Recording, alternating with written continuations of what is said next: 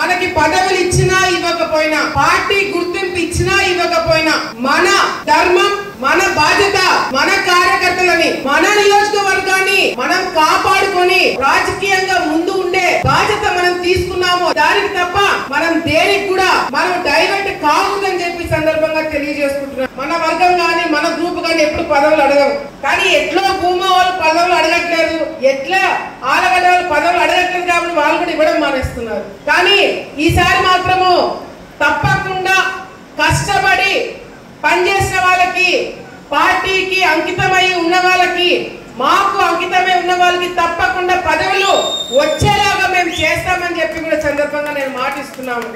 ఉదాహరణ శ్రీకాంత్ అన్ననే.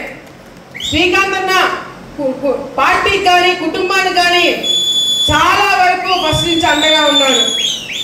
కానీ అదే మండలం నుంచి ముక్కు ముఖం తెలియని వాడు ఎవడైనా వెళ్ళి పదవి కావాలని చెప్పి మాకు తెలియకుండా తీసుకుంటే మాత్రము ఆలగడ్డ నియోజకవర్గంలో అడుగు కూడా పెట్టనివ్వమని చెప్పి సందర్భంగా తెలియజేసుకుంటున్నాం. పార్టీ నుంచి మొదటి నుంచి ఉన్న వాళ్ళకి మీరు పదవులు ఇస్తే ఇవ్వండి, లేకపోతే అసలు పని చేయని వారికి పదవులు ఇస్తామంటే కూడా అది కరెక్ట్ కాదని చెప్పి పార్టీ దృష్టిలో కూడా మేము పెట్టడం జరుగుతుంది. అట్లా చాలా మంది ఉన్నారు.